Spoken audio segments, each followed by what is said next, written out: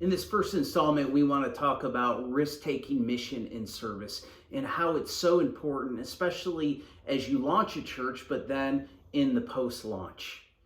You know, it's so important that some churches have a variety of ways that they reach the community. Some have after-school programs for at-risk children, some send work teams across the state or across the world, and some other offer regular ministries to those that are incarcerated. Risk-taking refers to the service we offer that stretches out of our comfort zone and has an engagement to people and offering ourselves to ministries that we would never have done if it weren't for following Christ. Risk-taking steps into great uncertainty, a higher possibility of discomfort, resistance, or sacrifice is needed. It pushes us beyond the circle of relationships that routinely define our church commitments.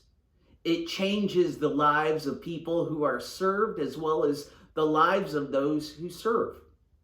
Now, in church planting, experts suggest that building teams and mobilizing volunteers is one of the things that we have to do in risk-taking mission and service. But it involves major challenges that we need to be aware of, especially when we launch and that post-launch phase. When starting churches such as those that maybe we've discussed in EV 641 or LD 640, there are problems with the launch team size that becomes more important in larger, well-funded starts, where more defined ministries are provided maybe at the beginning. Mobilizing volunteers is an issue regardless of size of the launch team, and it's so important when we think about risk-taking mission and service. So whether it's a well-funded full-time planter or the part-time bivocational planter, both expand their ministries and impact through volunteers. And so there are 5 key considerations in this launch team development for mobilizing volunteers for risk-taking mission and service. The first is healthy launch teams are mission critical when they're seeking to start in the way that we discussed. So in his book, Planting Fast-Growing Churches, Stephen Gray identifies 21 differences between fast-growing churches and struggling ones. Among these was the importance of healthy launch teams. So it's how you start.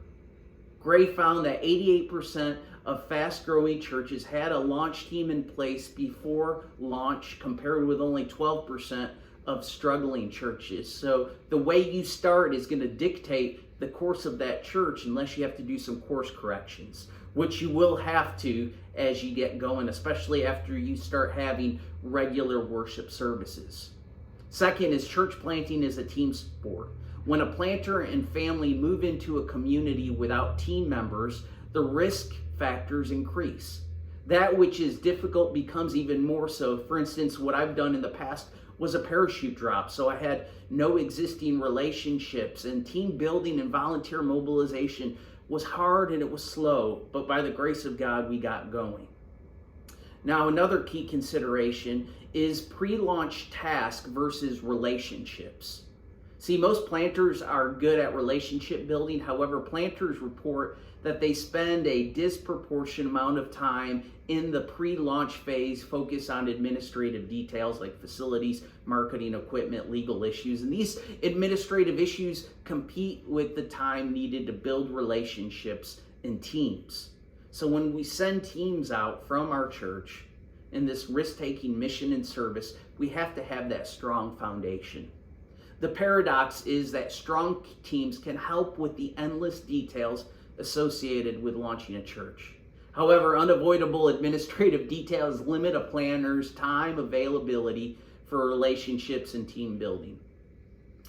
Another consideration is a core group of believers is not always a good thing. Now, this may sound like a contradiction, but hear me on it. When partner churches provide core teams, it can be a win. So they may send you what I call swap members, servants that are willing and temporary. But a planner must be aware of the challenges, because having a team of volunteers in place before the planners arrives has its pitfalls. Often the team expects the planner to adapt to their vision to fit the team's desires rather than submitting to the planter. So the planter needs to provide visionary leadership, and the partner churches, their volunteers must be prepared to operate differently while helping the plant. And then the last consideration, there's new church core teams experience fallout. And this is a painful reality of the early days, that planting is that core team members leave. And many planners report discouragement resulting from the loss of good friends from their core team. Losing half the planting church team within the first year is pretty common. So planting is hard work, and weary volunteers can end up searching out existing stable churches to call home. And the planner should be emotionally and spiritually prepared for relational losses. So when thinking about risk-taking mission and service, it's easy to compare ourselves to the church down the street that has a plethora of missions. But what I would encourage churches to do, especially new churches, is to pick a few things that they're passionate about, that are within their DNA and fit, that they can take deeper. And when they start to build these systems and they can start to build teams to operate, they can take these few ministries and be known for them in their city or their town. So risk-taking mission and service is vital and crucial, not just to a new church, but all existing churches.